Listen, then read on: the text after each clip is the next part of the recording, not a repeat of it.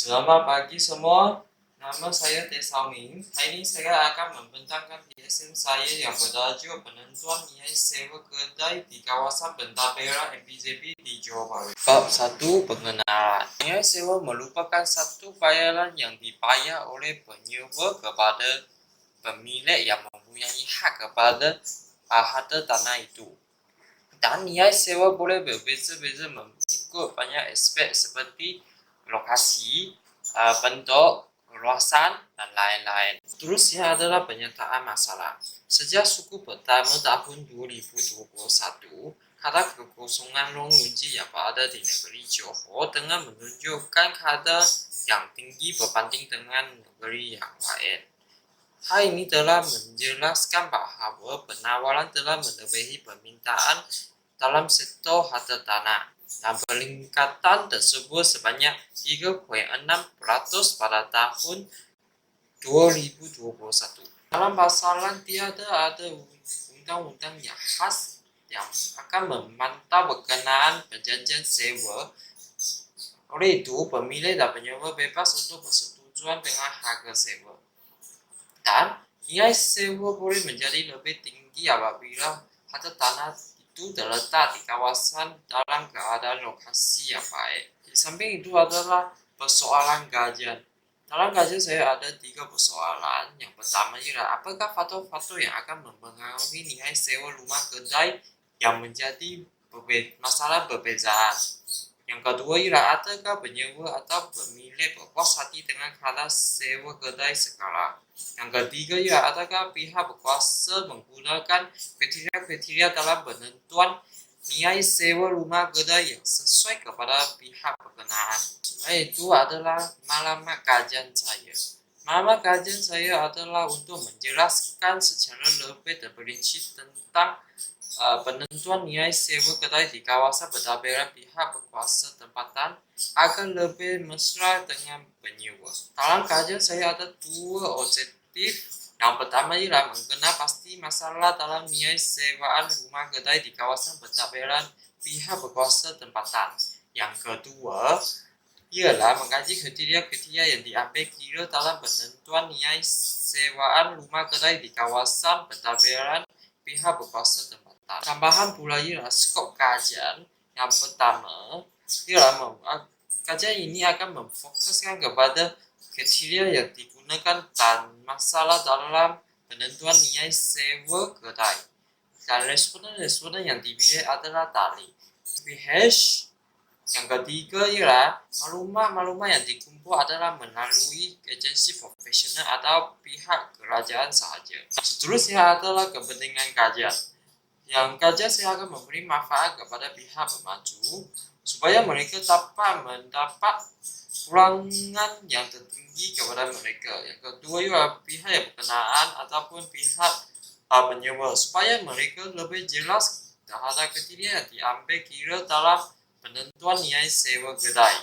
Kedua adalah kajian literatur. Terdapat 2 cara yang biasa digunakan dalam penentuan nilai sewa kedai. Yang pertama ialah kaedah perbandingan. Yang kedua ialah kaedah kos. Seterusnya, beberapa faktor yang akan menyebabkan masalah dalam nilai sewaan kedai seperti keluasan, kemudahan, penyelenggaraan, keadaan umum, lokasi, dan lain-lain. Sampai itu adalah penentuan sewa kedai di luar negara. Yang pertama ialah negara Hong Kong. Mereka akan bergantung kepada 3 pengaruh utama seperti fizikal, perniagaan, dan juga pajakan. Yang kedua ialah Korea.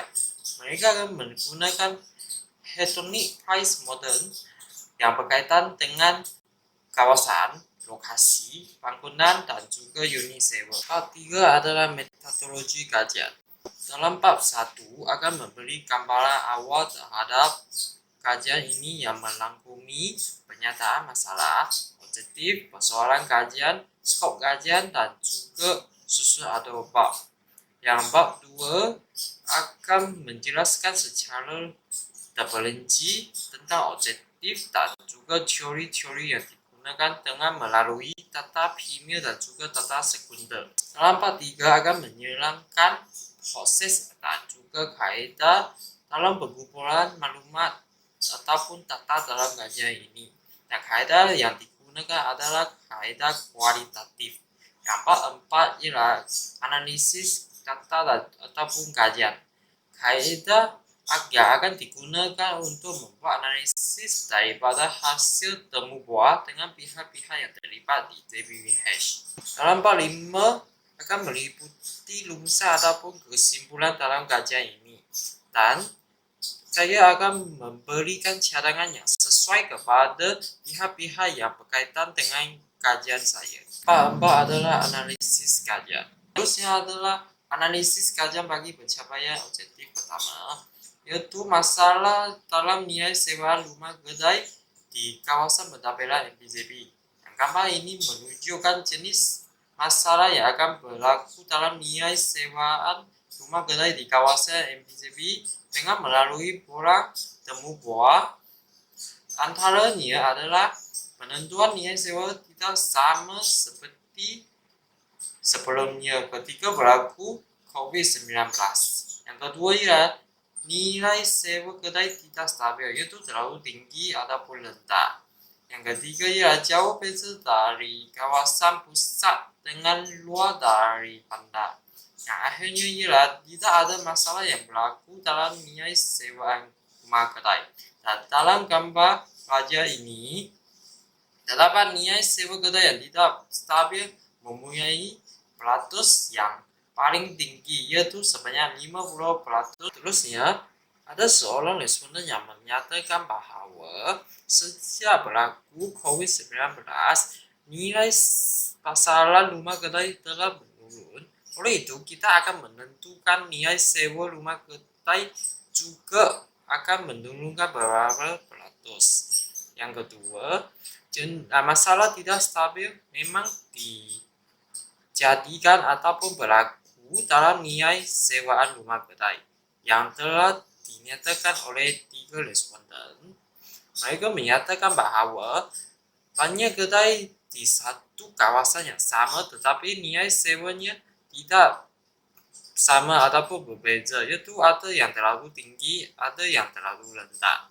Yang ketiga ialah nilai sewa rumah kedai akan berbeza dari kawasan pusat ataupun tengah berbanding dengan kawasan luar bandar. Yang bermaksud kawasan pusat yang akan mengalami nilai sewa yang tinggi berbanding dengan luar kawasan daripada pusat. Manakala ada seorang responden yang mengatakan bahawa tiada ada masalah yang akan berlaku dalam nilai sewaan rumah kedai walaupun kita berada di kaedah COVID-19. Hal ini kerana mereka mempunyai database yang cukup yang boleh membantu mereka dalam penentuan nilai sewa kedai yang paling sesuai kepada penyewa, pemilik serta kepada pihak pemaju. Tambahan pula, jadual ini menunjukkan faktor-faktor yang akan menyebabkan masalah yang berlaku dalam nilai sewa rumah kedai. Yang pertama ialah faktor lokasi, faktor lapisan, faktor kemudahan, faktor keluasan, faktor umur bangunan, faktor zoning, faktor pasaran dan juga faktor legal bentuk bangunan.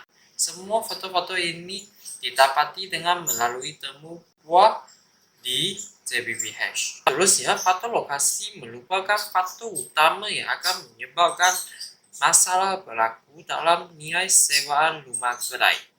Hal ini kerana jika lokasi itu berhampiran dengan bandar ataupun pusat kerja akan mempunyai nilai pasaran yang tinggi. Nilai pasaran yang tinggi akan menyebabkan nilai sewa rumah kedai juga pada tinggi.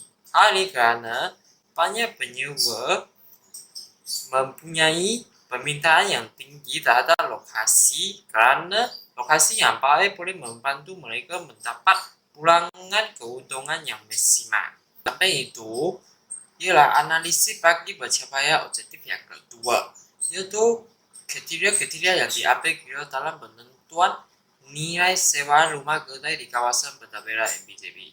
Yang bawah adalah jadwal yang penilai di JPBS menggunakan jenis kriteria dalam menentukan nilai sewa rumah kedai. Yang pertama ialah kriteria lokasi, lapisan, keluasan, kemudahan, umur bangunan, lega bentuk bangunan, penyelenggaraan, dan lain-lain. Terusnya, kriteria lokasi merupakan salah satu kriteria yang penting dalam membuat penentuan nilai sewa rumah kedai. Dengan melalui seorang responden menyatakan bahawa jika rumah kedai itu berhampir dengan negara Singapura ataupun berhampir dengan taman ataupun rumah di sekelilingnya, kita akan membuat penentuan nilai sewa kedai tersebut dengan nilai yang lebih tinggi berbanding dengan kawasan lain. Seterusnya, dengan melalui seorang responden yang lain menyatakan bahawa lokasi itu baik, nilai sewa kedai itu akan tinggi. Dan jika rumah kedai itu berada di kawasan CBD, juga akan mengamalkan nilai sewa yang tinggi. Kriteria lapisan merupakan kriteria yang juga penting dalam membuat penentuan nilai sewaan rumah kedai. Dengan melalui 3 responden yang menyatakan bahawa perbezaan lapisan akan mempengaruhi nilai sewa. Jika harta tanah itu berada di lapisan hadapan, peningkatan peratusan adalah sebanyak 5 hingga 10% dalam nilai harta tanah itu. Oleh itu, nilai sewa rumah kedai itu akan meningkat. Manakala jadual ini merupakan bagaimana JPBS membuat penentuan nilai sewa rumah kedai yang munasabah kepada penyewa. Dengan melalui temu bual di JPBS, hasil kajian yang didapati adalah mereka akan menuju transaksi harta tanah yang sebelumnya, membuat analisis dahulu sebelum membuat penentuan nilai sewa rumah kedai. Dan mereka akan menunjukkan database JPBS dan terakhir mereka akan mengikut nilai pasaran sekarang untuk membuat penentuan nilai sewa rumah kedai yang munasabah kepada penyewa. Terusnya, dengan melalui 5 responden yang menyatakan bahawa kita akan merujuk database JPBS iaitu NAPI untuk membuat analisis dengan merujukan kes yang kita sudah membuat sebelumnya. Dalam database kita akan kita mempunyai database data yang sebanyak 10 tahun yang lalu hingga sekarang. Oleh itu, kita mempunyai data yang sangat banyak untuk menentukan nilai sewa yang munasabah kepada orang yang terlibat. Bab 5 adalah kesimpulan kajian. Kesimpulannya, kajian ini telah mencapai 2 objektif yang ditetapkan sebelum ini. Dan setiap pencapaian objektif sudah diterangkan secara terperinci dalam bahagian-bahagian yang telah dijelaskan dalam bab yang disediakan. Oleh itu, kajian ini adalah lengkap dan semua yang ingin dikaji dan dikenal pasti telah tercapai. Dan akhirnya, pengaji berharap kajian ini boleh dijadikan satu panduan ataupun rujukan kepada pihak-pihak yang berkenaan. Sekian, terima kasih.